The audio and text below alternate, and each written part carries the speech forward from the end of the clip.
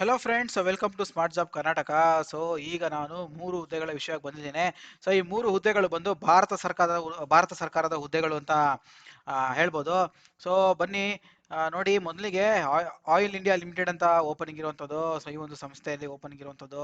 ಮುಂದಿಂದಾಗಿ ನೋಡಿ, ICAR national institute of veterinary informatics, so Yelahanka ಬೆಂಗಳೂರಿನಲ್ಲಿ opening ಇರುವಂಥದ್ದು. ಮತ್ತೆ ನೋಡಿ, ಇಲ್ಲಿ national institute of empowerment of persons with multiple disabilities, so ಇಲ್ಲಿ ಚೆನ್ನೈಯಲ್ಲಿ ಓಪನಿಂಗ್ ಇರುವಂಥದ್ದು. ಸೊ ಬನ್ನಿ, ಈ ಎಲ್ಲ ಹುದ್ದೆಗಳ ಮಾಹಿತಿನ ಒನ್ ಬೈ ಒನ್ ತಿಳ್ಕೊಂತ ಹೋಗೋಣ. ಸೊ ನೋಡಿ, ಮೊದಲಿಗೆ national institute for empowerment of persons with multiple disabilities ಅಂತ. ಸೊ ಇದು ನೋಡಿ, government of India, so Bharat ಸರ್ಕಾರದ ಒಂದು ಹುದ್ದೆ ಅಂತ ಹೇಳ್ಬೋದು. ನೋಡಿ, ಈ ಒಂದು ಹುದ್ದೆಗೆ ಸೊ ವೇಕೆನ್ಸಿ ನೋಟಿಫಿಕೇಶನ್ ಬಂದಿದೆ. ನೋಡಿ, ಕನ್ಸಲ್ಟೆಂಟ್ ಆನ್ ಕಾಂಟ್ರಾಕ್ಟ್ ಅಂತ ಹೇಳಿ ತಗೊಂತಾ ಇರೋದು. ಸೊ ಟೆಂಪ್ರವರಿ ಪೊಸಿಷನ್ಸ್ ಮೇಲೆ ತಗೊಂತಾ ಇರೋದು. ಸೊ ಈ ಒಂದು ನೋಟಿಫಿಕೇಶನ್ ಬಂದಿರೋ ಡೇಟ್ ಬಂದು 10/11/2021 ನೋಟಿಫಿಕೇಶನ್ ಬಂದಿರುವಂತ ಡೇಟ್ ಅಂತ ಹೇಳ್ಬೋದು. ನೋಡಿ, ಇಲ್ಲಿ Chennai invites applicants for walk in interview or selection process ಅಂತ ಹೇಳಿ ಕೇಳಿದ್ದಾರೆ. ಸೊ ನೋಡಿ, ಡೈರೆಕ್ಟ್ ವಾಕ್ ಇನ್ ಇಂಟರ್ವ್ಯೂಗೆ ಕರೆದಿರುವಂಥದ್ದು. ನೋಡಿ, ವಾಕ್ ಇನ್ ಇಂಟರ್ವ್ಯೂ ಬಂದು ನೋಡಿ, NIP MD east coast road, Muttukadu Chennai ಅಂತ ಹೇಳಿ ಇಲ್ಲಿ ಕೊಟ್ಟಿರುವಂಥದ್ದು. ಸೊ ಇಂಟ್ರೆಸ್ಟ್ ಇರುವಂಥವ್ರು, ಸೊ ಇಲ್ಲಿಂದ ಚೆನ್ನೈಗೆ ಹೋಗಿ ಇಂಟರ್ವ್ಯೂ ಅಟೆಂಡ್ ಮಾಡ್ತೀನಿ ಸೊ ಅಂತ ಅನ್ನೋರು ಈ ಒಂದು ಹುದ್ದೆಗೆ ಹೋಗಿ ಮಾಡ್ಬೋದು. ಸೊ ಬಹಳ ಒಳ್ಳೆ ಅವಕಾಶ ಅಂತ ಹೇಳ್ತೀನಿ. ನೋಡಿ, 23/11/2021 ಡೇಟ್ ಕೊಟ್ಟಿರುವಂಥದ್ದು ವಾಕ್ ಇನ್ ಇಂಟರ್ವ್ಯೂಗೆ. ನೋಡಿ, 11 ಗಂಟೆ ಅಂತ ಹೇಳಿ ಇಲ್ಲಿ ಕೊಟ್ಟಿದ್ದಾರೆ. ರೂಮ್ ನಂಬರ್ ಕೂಡ ಇಲ್ಲಿ ಮೆನ್ಷನ್ ಮಾಡಿರುವಂಥದ್ದು. ಬನ್ನಿ, ಯಾವ್ಯಾವ ಹುದ್ದೆಗೆ ಅಂತ ನೋಡ್ಬಿಡೋಣ ಒಂದ್ಸಲಿ. ನೋಡಿ, ಹಿಂದಿ ಕನ್ಸಲ್ಟೆಂಟ್ ಅಂತ ಹೇಳಿ ಕರೆದಿದ್ದಾರೆ. ಸೊ ಆನ್ ಕಾಂಟ್ರಾಕ್ಟ್ ನೋಡಿ, 89 ದಿನಗಳಿಗೆ ಅಂತ ಹೇಳಿ ಇಲ್ಲಿ ಕೊಟ್ಟಿದ್ದಾರೆ. ಸೊ 89 ದಿನಗಳು ಅಂತ ಹೇಳಿ ಇಲ್ಲಿ ಕೊಟ್ಟಿರುವಂಥದ್ದು. ಕಾಂಟ್ರಾಕ್ಟ್ ಬೇಸ್ ಮೇಲೆ ಹಿಂದಿ ಕನ್ಸಲ್ಟೆಂಟ್ ಅಂತ. ನೋಡಿ, graduation in any stream, so ಯಾವುದೇ ಒಂದು ಪದವಿ ಇರ್ಬೋದು, ಜೊತೆಗೆ ಹಿಂದಿ ಇಂಗ್ಲೀಷು ಮೇನ್ ಸಬ್ಜೆಕ್ಟ್ ಆಗಿ ತಗೊಂಡಿರಬೇಕು +2 ಲೆವೆಲಲ್ಲಿ ಅಂತ ಹೇಳಿ ಇಲ್ಲಿ ಕೇಳಿರುವಂಥದ್ದು. ಆಮೇಲಿಂದ ಏನು, PUC ಅಲ್ಲಿ 10+2 ಅಂದರೆ PUC ಲೆವೆಲ್ ಅಂತ ಅರ್ಥ. ನೆಕ್ಸ್ಟ್ ನೋಡಿ, ಕಂಪ್ಯೂಟರ್ ಸ್ಪೀಡು, ಟೈಪಿಂಗ್ ಎಷ್ಟಿರಬೇಕು, ಟೈಪಿಂಗ್ ನಾಲೆಜ್ ಕೂಡ ಇರಬೇಕು ಅಂತ ಹೇಳಿ ಕೊಟ್ಟಿದ್ದಾರೆ, ಹಿಂದಿ ಮತ್ತು ಇಂಗ್ಲೀಷಲ್ಲಿ. ಸೊ ನೋಡಿ, ಮಿನಿಮಮ್ 1 ವರ್ಷ ಎಕ್ಸ್ಪೀರಿಯನ್ಸು ಕೆಲಸ ಮಾಡಿರಬೇಕು ಪ್ರೈವೇಟ್ ಸೆಕ್ಟರಲ್ಲಿ ಅಥವಾ ಗೌರ್ಮೆಂಟು ಪಬ್ಲಿಕ್ ಸರ್ವಿಸಿಂಗ್ ಯೂನಿಟ್ಸಲ್ಲಿ ಮತ್ತು ಅಟಾನಮಸ್ ಅಲ್ಲಿ ಅಂತ ಹೇಳಿ ಇಲ್ಲಿ ಕೊಟ್ಟಿದ್ದಾರೆ. ನೋಡಿ, ಟ್ರಾನ್ಸ್ಲೇಷನ್ ಕೂಡ ಬರಬೇಕು ಚೆನ್ನಾಗಿ ಅಂತ ಹೇಳಿ ಹೇಳಿರೋದು. ಸೊ ಕಂಪ್ಯೂಟರ್ ನಾಲೆಜ್ ಇರಬೇಕು ಮತ್ತು ಅಕ್ಯುರಸಿ 80% ಇರಬೇಕು ಅಂತ ಹೇಳಿ ಕೊಟ್ಟಿರುವಂಥದ್ದು. ನೋಡಿ, ವೇತನ ಕೊಟ್ಟಿದ್ದಾರೆ 30,000 ತಿಂಗಳಿಗೆ ಅಂತ ಹೇಳಿ ಹೇಳಿರುವಂಥದ್ದು. ನೆಕ್ಸ್ಟ್ ನೋಡಿ, ಸ್ಟೆನೋಗ್ರಾಫರ್ ಕನ್ಸಲ್ಟೆಂಟ್ ಅಂತ ಕರೆದಿರುವಂಥದ್ದು. ಸೊ ಇದು ಕೂಡ ಅಷ್ಟೇ ನೋಡಿ, ಗೌರ್ಮೆಂಟ್ ಸರ್ಟಿಫೈಡ್ ಸ್ಟೆನೋಗ್ರಫಿ ಅಂತ ಹೇಳಿ ಕೇಳಿದ್ದಾರೆ. ಸ್ಕಿಲ್ ನೋಡಿ, 80 ವರ್ಡ್ಸ್ ಪರ್ ಮಿನಿಟ್, ಸೊ 80 ಪದಗಳು 1 ನಿಮಿಷಕ್ಕೆ ಟೈಪ್ ಮಾಡುವಂಥದ್ದು. ಸೊ ಟೈಪ್ ರೈಟಿಂಗ್ ಇಂಗ್ಲೀಷ್ ಅಂತ ಹೇಳಿ ಕೇಳಿದ್ದಾರೆ.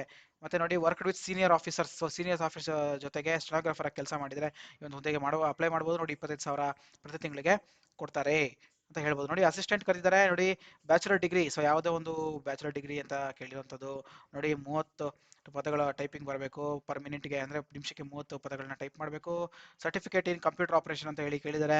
ಮತ್ತು 2 ವರ್ಷ ಎಕ್ಸ್ಪೀರಿಯನ್ಸ್ ಅನ್ನ ಕೇಳಿರುವಂಥದ್ದು. ನೋಡಿ, ಒಂದು ಸೆಷನ್ಗೆ 250 ಅಂತ ಹೇಳಿ ಕೊಟ್ಟಿದ್ದಾರೆ. ನೋಡಿ, ಅಪ್ರಾಕ್ಸಿಮೇಟ್ಲಿ ತಿಂಗಳಿಗೆ 20,000 ರೂಪಾಯಿ ಸಂಬಳ ಬರುತ್ತೆ ಅಂತ ಹೇಳಿ ಕೊಟ್ಟಿದ್ದಾರೆ. ನೆಕ್ಸ್ಟ್ ನೋಡಿ, ಡೇಟಾ ಎಂಟ್ರಿ ಆಪರೇಟರ್ ಕರೆದಿರುವಂಥದ್ದು. ನೋಡಿ, ಇದು PUC ಆಗಿರೋ ಸಾಕು ಮತ್ತು ಸ್ವಲ್ಪ ಟೈಪಿಂಗ್ ಬಂದರೆ ಸಾಕು. ನೋಡಿ, 30 ಪದಗಳು ಪರ್ ಮಿನಿಟ್ಗೆ ಅಂತ ಹೇಳಿ ಮಿನಿಮಮ್ ಯಾರಾದರೂ ಕಂಪ್ಯೂಟರ್ನ ಯೂಸ್ ಮಾಡಿದ್ರೆ ಖಂಡಿತವಾಗ್ಲೂ ಈ ಒಂದು ಟೈಪಿಂಗ್ನ ಮಾಡೇ ಮಾಡ್ತೀರಾ. ನೋಡಿ, ಇದು PUC ಕೇಳಿರುವಂಥದ್ದು. ಇದು ನೋಡಿ, 16,000 ರೂಪಾಯಿ ತಿಂಗಳಿಗೆ ಅಂತ ಹೇಳಿ ಹೇಳಿರುವಂಥದ್ದು. ಸೊ ನೋಡಿ, ಈ ಒಂದು ಹುದ್ದೆಗೆ ಇಂಟ್ರೆಸ್ಟ್ ಇರುವಂಥವ್ರು ಆ ಒಂದು ವಾಕ್ ಇಂಟರ್ವ್ಯೂಗೆ ಅಟೆಂಡ್ ಮಾಡ್ಬೋದು. ನೋಡಿ, ಇಲ್ಲಿ ಅದರ ನೋಡಿ, the incumbent will be paid consolidated ಅಂತ ಹೇಳಿ ಇಲ್ಲಿ ಕೊಟ್ಟಿದ್ದಾರೆ. ಸೊ ಅಂದರೆ ಏನರ್ಥ ಅಂತಂದರೆ ನೋಡಿ, ತಗೊಂಡಾಗ ಬೇರೆ ಬೇರೆ ಅಲೋಯನ್ಸಸ್ಗಳೆಲ್ಲ ಏನೇನಿರುತ್ತೆ, ಸೊ ಆ ಒಂದು ಅಲೋಯನ್ಸಸ್ಗಳನ್ನ ನಾವು ಬೇರೆ ಬೇರೆ ರೀತಿಯಲ್ಲಿ HR DE ಅದೆಲ್ಲ ಏನು ಇರೋದಿಲ್ಲ. ಬಟ್ ಬೇರೆ ರೀತಿಯಾದಂಥ ಒಂದು ಕನ್ಸಾಲಿಡೇಟೆಡ್ ಪೇಯಲ್ಲಿ ಕನ್ಸಿಡರ್ ಮಾಡಿ ನಾವು ನಿಮಗೆ ಪೇಯನ್ನು ಮಾಡ್ತೀವಿ ಅಂತ ಹೇಳಿ ಇಲ್ಲಿ ಕೊಟ್ಟಿರುವಂಥದ್ದು. ಇಲ್ಲಿ ನೋಡಿ, ಇಲ್ಲಿ ಎಂಗೇಜ್ಮೆಂಟ್ ಪ್ಯೂರ್ಲಿ ಟೆಂಪ್ರವರಿ ಅಂತ ಕೊಟ್ಟಿದ್ದಾರೆ. ಸೊ 89 ದಿನಗಳಿಗಾಗಿ ಅಂತ ಹೇಳಿ ಇಲ್ಲಿ ಕೊಟ್ಟಿರುವಂಥದ್ದು ನೀವು ನೋಡ್ತಾ ಇದ್ದೀರಾ. ನೆಕ್ಸ್ಟ್ ನೋಡಿ, ಅಪ್ಲಿಕೇಶನ್ ಅನ್ನ ನೀವು ಫಿಲ್ ಮಾಡಿ ಕೊಡಬೇಕಾಗತ್ತೆ, ರಿಪೋರ್ಟ್ ಆಗಬೇಕಾಗತ್ತೆ ಅಂತ ಹೇಳಿ ಇಲ್ಲಿ ಕೊಟ್ಟಿದ್ದಾರೆ. ನೋಡಿ, ಇಲ್ಲಿ ಫೋನ್ ನಂಬರ್ ಕೂಡ ಕೊಟ್ಟಿದ್ದಾರೆ. ನೋಡಿ, ಈ ಒಂದು ಫೋನ್ ನಂಬರ್ಗೆ ನೀವು ಫೋನ್ ಮಾಡಿ ವಿಷಯನ ತಿಳ್ಕೊಬೋದಾಗಿದೆ. ಇಲ್ಲಿ ನೋಡಿ, ಅಪ್ಲಿಕೇಶನ್ ಫಾರ್ಮ್ ಕೂಡ ಇಲ್ಲಿ ಕೊಟ್ಟಿರುವಂಥದ್ದು. ಸೊ ಈ ಒಂದು ಅಪ್ಲಿಕೇಶನ್ ಫಾರ್ಮ್ನ ನೀವು ಡೌನ್ಲೋಡ್ ಮಾಡಿಕೊಂಡು ಸೊ ನೀವು ಅಪ್ಲೈ ಮಾಡಬೇಕಾಗತ್ತೆ.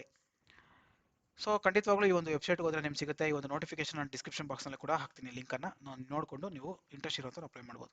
ಸೊ ನೆಕ್ಸ್ಟ್ ನೋಡಿ, ಮುಂದಿನ ಹುದ್ದೆ ಬಂದು ICAR national institute of veterinary ಅಲ್ಲಿ ಕರೆದಿರುವಂಥದ್ದು, ಯಲಹಂಕ ಬೆಂಗಳೂರು. ನೋಡಿ, ಇಲ್ಲಿ ಡೈರೆಕ್ಟ್ ವಾಕ್ ಇನ್ ಇಂಟರ್ವ್ಯೂ ಇದೆ. ಸೊ ಯಾವತ್ತು ಅಂತಂದರೆ ನೋಡಿ, ಇಲ್ಲಿ ಯಂಗ್ ಪ್ರೊಫೆಷನಲ್ಸ್ ಅಂತ ಹೇಳಿ ಕರೆದಿರುವಂಥದ್ದು. ಸೊ ಬೇರೆ ಬೇರೆ ಪ್ರಾಜೆಕ್ಟ್ಸ್ಗಳಿಗೆ ನೋಡಿ, 26/11/2021 ವಾಕ್ ಇನ್ ಇಂಟರ್ವ್ಯೂ ಇರುವಂಥದ್ದು ಅಂತ ಹೇಳಿ ಕೊಟ್ಟಿದ್ದಾರೆ. ನೋಡಿ, registration will be done between 9 AM and 11 AM ಅಂತ ಹೇಳಿ ಕೊಟ್ಟಿದ್ದಾರೆ. ಸೊ ಆವತ್ತಿನ ದಿನ ರಿಜಿಸ್ಟ್ರೇಷನ್, ಸೊ 9 ಗಂಟೆಯಿಂದ 11 ಗಂಟೆ ಅಂತ ಹೇಳಿ ಇಲ್ಲಿ ಕೊಟ್ಟಿರುವಂಥದ್ದು ನೀವು ನೋಡ್ತಾ ಇದ್ದೀರಾ. ನೋಡಿ, ಪ್ಲೀಸ್ ರೆಫರ್ ಅಡ್ವರ್ಟೈಸ್ಮೆಂಟ್ ಅಂತ ಹೇಳಿ ಕೊಟ್ಟಿರುವಂಥ ವಾಕ್ ಇನ್ ಇಂಟರ್ವ್ಯೂ. ನೋಡಿ, ಇಲ್ಲಿ ಮತ್ತೆ ಇನ್ನೇನು ಇನ್ಫಾರ್ಮೇಷನ್ ಇದೆ ಅಂತ ನೋಡಿ, ಒಂದು ರಿಲ್ಯಾಕ್ಸೇಷನ್ ಬಗ್ಗೆ ಎಲ್ಲ ತಿಳ್ಕೊಬೇಕಾದ್ರೆ ಒಂದು ವೆಬ್ಸೈಟ್ಗೆ ಹೋಗಿ ಅಂತ ಕೊಟ್ಟಿದ್ದಾರೆ, www.nivedi.res.in NIVEDI.res.in. ಈ ಒಂದು ವೆಬ್ಸೈಟ್ಗೆ ಹೋದ್ರೆ ನಿಮಗೆ ಈ ಒಂದು ಇನ್ಫಾರ್ಮೇಷನ್ ಖಂಡಿತವಾಗ್ಲೂ ಸಿಗುತ್ತೆ.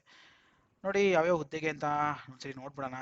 ಇಲ್ಲಿ ನೋಡಿ, ಇಲ್ಲಿ ರಿಸರ್ಚ್ ಫೆಲೋ ಪೊಸಿಷನ್ಗೆ ಕರೆದಿರುವಂಥದ್ದು, ಈ ಒಂದು ಪ್ರಾಜೆಕ್ಟ್ಗೆ ನೋಡಿ ಪ್ರಾಜೆಕ್ಟ್ ಕೂಡ ಸ್ಪೆಸಿಫೈ ಮಾಡಿದ್ದಾರೆ. MTech MCA ಕೇಳಿದ್ದಾರೆ ನೋಡಿ, 31,000 ಕೊಡ್ತಾ ಇದ್ದಾರೆ. ಜೊತೆಗೆ ನೋಡಿ ಇಲ್ಲಿ ಪೋಸ್ಟ್ ಗ್ರಾಜುಯೇಷನ್ MTech ಬಯೋಟೆಕ್ನಾಲಜಿ ಅಂತ ಹೇಳಿ ಕೇಳಿರುವಂಥದ್ದು, ಸೊ ಅವ್ರು ಅಪ್ಲೈ ಮಾಡ್ಬೋದು. ನೆಕ್ಸ್ಟ್ ನೋಡಿ ಗ್ರಾಜುಯೇಟ್ ಕರೀತಾರೆ. ನೆಕ್ಸ್ಟ್ ನೋಡಿ ಪ್ರಾಜೆಕ್ಟ್ ಅಸಿಸ್ಟೆಂಟ್ ಮಾಸ್ಟರ್ ಡಿಗ್ರಿ ಅಂತ ಕೇಳಿರುವಂಥದ್ದು, ಇದು ಕೂಡ ಮಾಸ್ಟರ್ ಡಿಗ್ರಿ ಕರೆದಿರುವಂಥದ್ದು, ಇದು ಕೂಡ ಪೋಸ್ಟ್ ಗ್ರಾಜುಯೇಟ್ ಕರೆದಿರುವಂಥದ್ದು. ಮತ್ತೆ ನೋಡಿ ಇಲ್ಲಿ ಪ್ರಾಜೆಕ್ಟ್ ಅಸಿಸ್ಟೆಂಟ್ ಅಂತ ಹೇಳಿ ಕರೀತಾರೆ, graduation in any stream, so ಯಾವುದೇ ಒಂದು ಪದವಿ ಆಗಿದ್ರೂ ಪರವಾಗಿಲ್ಲ. ಸೊ ಪ್ರಿಫರ್ ಮಾಡುವಂಥವ್ರಿಗೆ ಏನೋ BCom BBA ಅವ್ರಿಗೆ ಪ್ರಿಫರ್ ಮಾಡ್ತೀನಿ ಅಂತ ಹೇಳಿದ್ದಾರೆ. ನೋಡಿ ಕಂಪ್ಯೂಟರ್ ನಾಲೆಜ್ ಇತ್ತು, ಅಕೌಂಟ್ ನಾಲೆಜ್ ಇತ್ತು, MS ಆಫೀಸ್ ಯೂಸ್ ಮಾಡಕ್ಕೆ ಬರುತ್ತೆ ಅಂತಂದ್ರೆ ಅವರು ಕೂಡ ಈ ಒಂದು ಹುದ್ದೆಗೆ ಅಪ್ಲೈ ಮಾಡ್ಬೋದು. ಸೊ 21ರಿಂದ 30 ವರ್ಷ ಅಂತ ಹೇಳಿ ಕೊಟ್ಟಿರೋದು. ನೋಡಿ ರಿಲ್ಯಾಕ್ಸೇಷನ್ ಕೂಡ ಇರುತ್ತೆ, ಯಾರಾದರೂ ಈ ಕ್ಯಾಟಗರಿ ಮೇಲೆ ಅಪ್ಲೈ ಮಾಡ್ತಿದ್ರೆ ಅವ್ರಿಗೆ ರಿಲ್ಯಾಕ್ಸೇಷನ್ ಕೂಡ ಇರುತ್ತೆ. ನೋಡಿ 25,000 ರೂಪಾಯಿ ತಿಂಗಳಿಗೆ ಸಂಬಳವನ್ನ ಕೊಡ್ತಾರೆ. ನೋಡಿ ಯಾವುದೇ ಒಂದು ಡಿಗ್ರಿ ಪ್ರಿಫರ್ ಮಾಡುವಂಥದ್ದು BCom BBA ಅವ್ರನ್ನ. ಸೊ MS ಆಫೀಸ್ ಮಾಡಕ್ಕೆ ಬಂದರೆ ಸಾಕು, ಕಂಪ್ಯೂಟರ್ ನಾಲೆಜ್ ಇತ್ತು ಅಂತಂದರೆ ಅವ್ರನ್ನ ಈ ಹುದ್ದೆಗೆ ತಗೊತಾರೆ. ನೆಕ್ಸ್ಟ್ ನೋಡಿ ಗ್ರಾಜುಯೇಟ್ ಕಂಪ್ಯೂಟರ್ ಅಪ್ಲಿಕೇಶನ್ ಯೂಸ್ ಮಾಡಿರ್ತಾರೆ, ಕಂಪ್ಯೂಟರ್ ಸೈನ್ಸಲ್ಲಿ 1 ವರ್ಷ ಇರೋ ಎಕ್ಸ್ಪೀರಿಯನ್ಸ್ ಇರೋಂಥವ್ರು ಅಪ್ಲೈ ಮಾಡ್ಬೋದು. ನೋಡಿ 60% ಮಾರ್ಕ್ಸನ್ನು ಕೇಳಿದ್ದಾರೆ. ಸೊ 32,000 ಸಂಬಳ. ಸೊ ಒರಾಕಲ್ ಡೇಟಾಬೇಸಸ್ ಮೇಲೆ ಎಕ್ಸ್ಪೀರಿಯನ್ಸ್ ಅಂತ ಕೇಳಿದ್ರು. ಒರಾಕಲ್ ಇದೊಂದು ಡೇಟಾಬೇಸ್, ಕಂಪ್ಯೂಟರ್ ಸೈನ್ಸ್ ಅವ್ರಿಗೆ ಇದು ತುಂಬ ಚೆನ್ನಾಗಿ ತಿಳಿದಿರುತ್ತೆ. ನೋಡಿ ಪೋಸ್ಟ್ ಗ್ರಾಜುಯೇಟು, ಇದು ಕೂಡ ಪೋಸ್ಟ್ ಗ್ರಾಜುಯೇಟು ಸೋಷಿಯಲ್ ಸೈನ್ಸ್ ಸಬ್ಜೆಕ್ಟ್ಸಲ್ಲಿ ಇರುವಂಥವ್ರು ಇದಕ್ಕೆ ಅಪ್ಲೈ ಮಾಡ್ಬೋದು. ನೆಕ್ಸ್ಟ್ ನೋಡಿ ಸ್ನಾತಕ ಪದವಿ, ಸೊ ಲೈಫ್ ಸೈನ್ಸ್ ಮತ್ತು ಬಯೋಟೆಕ್ನಾಲಜಿ ಕರೆದಿರುವಂಥ ಗ್ರಾಜುಯೇಟು, ಇದು ಕೂಡ ಅಷ್ಟೇ ಗ್ರಾಜುಯೇಟು ಅಗ್ರಿಕಲ್ಚರ್ ಸೈನ್ಸ್ ಅವ್ರಿಗೂ ಕೂಡ ಕರೆದಿದ್ದಾರೆ, ಅಗ್ರಿಕಲ್ಚರ್ ಹಾರ್ಟಿಕಲ್ಚರು, ಸೊ ಅವ್ರು ಕೂಡ ಇದೆ. ಸೊ ಈ ಒಂದು ಇಂಟ್ರೆಸ್ಟ್ ಇರುವಂಥವ್ರು ಆ ಒಂದು ವೆಬ್ಸೈಟ್ಗೆ ಹೋಗಿ ಇನ್ಫಾರ್ಮೇಷನ್ ತಿಳ್ಕೊಂಡು ನೋಡಿ ಸಂಬಳಗಳನ್ನ ಇಲ್ಲಿ ಕೊಟ್ಟಿದ್ದಾರೆ, ವೇತನ ಶ್ರೇಣಿ ಎಷ್ಟಿರುತ್ತೆ, ಏಜ್ ರಿಲ್ಯಾಕ್ಸೇಷನ್ ಕೂಡ ಎಷ್ಟಿರುತ್ತೆ ಅಂತ ಇಲ್ಲಿ ಕೊಟ್ಟಿದ್ದಾರೆ. ಸೊ ಅದನ್ನ ನೀವು ನೋಡಿಕೊಂಡು ನೀವು ಅಪ್ಲೈ ಮಾಡಬೇಕಾಗುತ್ತೆ. ನೋಡಿ ಇಲ್ಲಿ ಅಪ್ಲಿಕೇಶನ್ ಫಾರ್ಮ್ಯಾಟ್ ಕೂಡ ಇಲ್ಲಿ ಕೊಟ್ಟಿರುವಂಥದ್ದು. ಸೊ ನೋಡಿ ಈ ಅಪ್ಲಿಕೇಶನ್ ಫಾರ್ಮ್ಯಾಟ್ ಡೌನ್ಲೋಡ್ ಮಾಡಿಕೊಂಡು ನೀವು ವಾಕ್-ಇನ್ಗೆ ಅಟೆಂಡ್ ಮಾಡಬೇಕಾಗುತ್ತೆ. ಸೊ ನೋಡಿ ವಾಕ್-ಇನ್ ಎಲ್ಲ ಡೀಟೇಲ್ಸ್ ಕೊಟ್ಟಿದ್ದಾರೆ. ಸೊ ಈ ಡೀಟೇಲ್ಸ್ ನೋಡಿಕೊಂಡು ನೋಡಿ ಒಂದು ವೆಬ್ಸೈಟ್ಗೆ ವಿಸಿಟ್ ಮಾಡಿ ಒಂದು ಇನ್ಫಾರ್ಮೇಷನ್ ನೀವು ತಿಳ್ಕೊಂಡು ಮತ್ತೆ ಇನ್ನೂ ಒಂದ್ಸರಿ ಈ ಒಂದು ನೋಟಿಫಿಕೇಶನ್ ಓದಿ. ಸೊ ಖಂಡಿತವಾಗ್ಲೂ ಕ್ವಾಲಿಫಿಕೇಶನ್ ಇಂಟ್ರೆಸ್ಟ್ ಇರುವಂಥವ್ರು ಅಟೆಂಡ್ ಮಾಡ್ಬೋದು. ಸೊ ನೆಕ್ಸ್ಟ್ ನೋಡಿ ಆಯಿಲ್ ಇಂಡಿಯಾ ಲಿಮಿಟೆಡ್ ಅಲ್ಲಿ ಓಪನಿಂಗ್ ಇರುವಂಥದ್ದು. ಸೊ ಇದು ಭಾರತ ಸರ್ಕಾರದ ಒಂದು ಪ್ರತಿಷ್ಠಿತ ಸಂಸ್ಥೆ ಅಂತ ನಾನು ಹೇಳ್ಬೋದು. ಇಲ್ಲಿ ನೋಡಿ ಇಲ್ಲಿ ಓಪನಿಂಗ್ಸ್ ಇರುವಂಥದ್ದು ಎಲ್ಲಿ ಅಂತಂದರೆ ಆಸಾಮ್ ಮತ್ತು ಅರುಣಾಚಲ್ ಪ್ರದೇಶ್.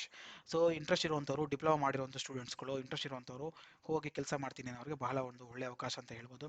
ಅಟ್ಲೀಸ್ಟ್ ಒಂದು 5 ವರ್ಷ, ಒಂದು 6 ವರ್ಷ ಅಲ್ಲಿದ್ದು ಕೆಲಸ ಮಾಡಿ ಬಂದರೆ ಒಂದು ಒಳ್ಳೆ ಅನುಭವ ಇರುತ್ತೆ. ಸೊ ಬೇರೆ ಬೇರೆ ಕಡೆ ನೀವು ಟ್ರಾನ್ಸ್ಫರ್ಸ್ ಕೂಡ ಮಾಡ್ಕೊಬೋದು ಈ ಒಂದು ಹುದ್ದೆ ಹೋದರೆ. ನೋಡಿ ಇಲ್ಲಿ ವೇತನ ಶ್ರೇಣಿ ಬಹಳ ಚೆನ್ನಾಗಿದೆ. ಇಲ್ಲಿ ನೋಡಿ ಇಲ್ಲಿ ಎಷ್ಟು 1,45,000 37,000ದಿಂದ 1,45,000 ಕೂಡ ವೇತನ ಶ್ರೇಣಿ ಇರುವಂಥದ್ದು. ಸೊ ಬಹಳ ಒಂದು ಒಳ್ಳೆಯ ಅವಕಾಶ ಅಂತ ನಾನು ಹೇಳ್ತೀನಿ.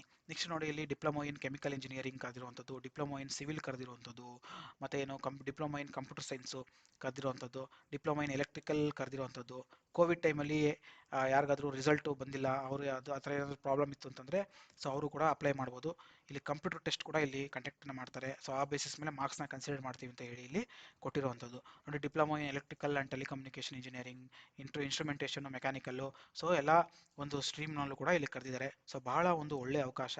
ಸೊ ಖಂಡಿತವಾಗ್ಲೂ ಈ ಒಂದು ಕ್ವಾಲಿಫಿಕೇಷನ್ ಇರೋರು ಒಂದು ಪ್ರಯತ್ನ ಅಂತೂ ಖಂಡಿತವಾಗ್ಲೂ ಮಾಡಿ ಅಂತ ಹೇಳ್ತೀನಿ.